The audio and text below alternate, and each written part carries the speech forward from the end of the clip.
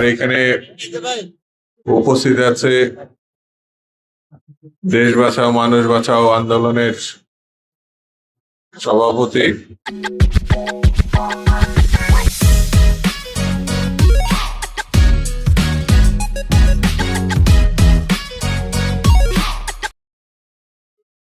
রফিকুল ইসলাম রিপন, জিয়া সাংস্কৃতিক সমাজ কল্যাণ সংগঠনের সভাপতি গিয়াসউদ্দিন খোকন, সম্মানিত নেতৃবৃন্দ, সাংবাদিক বন্ধুরা, ভাই এবং বোনেরা, আসসালামু আলাইকুম। আমি শুরুতেই উদ্যোক্তা কমিটির সম্মানিত নেতৃবৃন্দকে ধন্যবাদ জানাই। তীব্র ঠান্ডার মধ্যে যেসব মানুষ কষ্ট পায়, গরিব মানুষের জন্য যে যতটুকুই উদ্যোগ নেয়, কম্বল বিতরণের যে উদ্যোগ নেওয়া হয়েছে, সেই জন্য আমি তাদেরকে ধন্যবাদ জানাই এবং তাদের পাশে দাঁড়ানোর জন্য ধন্যবাদ এবং শুভেচ্ছা জানাই। বন্ধুরা, 12 তারিখ আগামী মাসের, বোধহয় 30 দিনও নাই, আমাদের দেশের যে প্রত্যাশার নির্বাচন, যে নির্বাচনের জন্য এই দেশে লক্ষ লক্ষ মানুষ মামলায় জরাজীর্ণ হয়েছে, কষ্ট পেয়েছে, অনেকে শহীদ হয়েছে, অনেকে গুম হয়েছে। দেশনেত্রী বেগম খালেদা জিয়ার নেতৃত্বে 16 থেকে 18 বছর আন্দোলন সংগ্রাম হয়েছে। আজকে সেই নেত্রী স্মরণে আজকে এই কম্বল বিতরণ। যিনি আমাদের মধ্যে এখন নাই, আমি তার রুহের মাগফিরাত কামনা করি এবং আল্লাহ যেন তাকে বেহেশত নসিব করে, এই দোয়া করি। বন্ধুরা, সেই লড়াই সংগ্রাম ছিল একটি ভালো নির্বাচনের জন্য, একটি সারা দেশের মানুষের প্রত্যাশা পূরণের একটি উদ্যোগের কথা সেই সময় আমরা বলেছি, যেটি আগামী 1 মাসও নাই, 12ই ফেব্রুয়ারিতে অনুষ্ঠিত হবে। কিন্তু এই নির্বাচন নিয়ে বিভিন্ন রাজনৈতিক দল বিভিন্ন কথা বলছে, যার একটি সরকারের সঙ্গে যাদের সব থেকে বেশি সম্পর্ক, সরকারও নির্বাচনের আগেই তাদের পক্ষে কথা বলেছে, সেই দলটি এনসিপি। তারা বলতে পারে তাদের অবস্থানের কথা, তারা লেভেল প্লেইং ফিল্ডের কথা বলছে, আমি তাদের সঙ্গে একমত। স্বচ্ছ, স্বাভাবিক, গ্রহণযোগ্য একটি নির্বাচনের জন্য লেভেল প্লেইং ফিল্ড খুবই জরুরি। সবার জন্য সুযোগ সুবিধা খুবই সমান হওয়ার দরকার। তারা যদি এটি মনে করে থাকে, তাদের সঙ্গে সরকারের তো খুব ভালো সম্পর্ক, সব সময় অবারিত।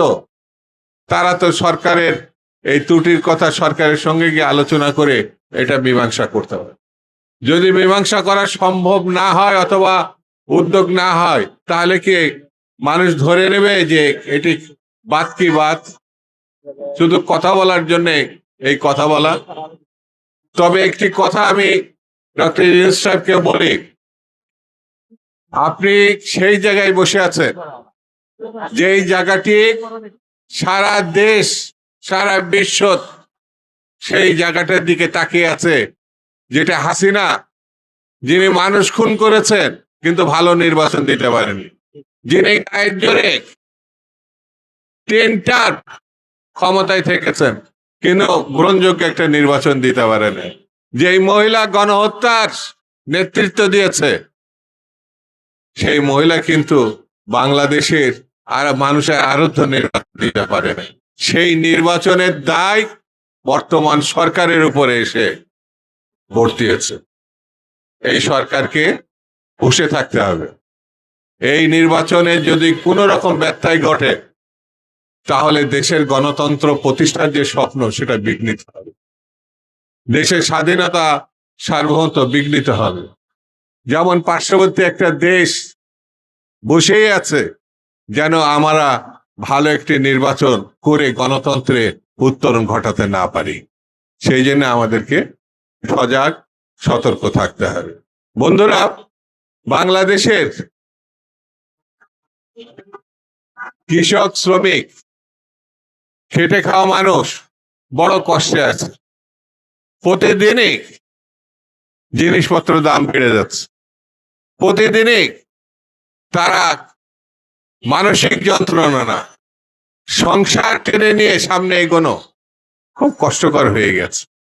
এই জন্যে বর্তমান সরকারের উচিত হচ্ছে তড়িৎ ভাবে কিছু পদক্ষেপ নিয়ে মানুষের পাশে দাঁড়ানো। যদিও তাদের হাতে সময় এখন কম, তাদের কাছে মানুষের প্রত্যাশা ছিল অনেক যে ও প্রতি সরকার পারে না, এই সরকার পারবে। 17-18 মাস হয়ে গেল বর্তমান সরকার ক্ষমতা আসার পর জিনিসপত্রের দাম শুধু বেড়েছে, কমে নাই। আগামী সরকার আসা পর্যন্ত আমাদের অপেক্ষা করা ছাড়া আমার মনে হয় আর কোনো পথ আমরা পাচ্ছি না। কিন্তু একটি জিনিস, ভালো নির্বাচনের জন্য আইন শৃঙ্খলা পরিস্থিতি ভালো হতে হবে, কিন্তু সেটারও লক্ষণ আমরা দেখতে পাচ্ছি না। সেনাবাহিনী, আইন শৃঙ্খলা বাহিনী সবাই মাঠে থাকা অবস্থায় আমার এই ঢাকা শহর না, আমার চুয়াডাঙ্গাতেও জীবননগরে একটি ছেলেকে কি নির্মম ভাবে পিটিয়ে হত্যা করা হলো। এটা তো কোনো সন্ত্রাসীরা তাকে হত্যা করে নাই, কিন্তু যারা হত্যা করেছে তাদের এই হত্যা ঠেকানোর কথা। তারাই তো নির্বাচনে থাকবেন বলে আমরা জানি।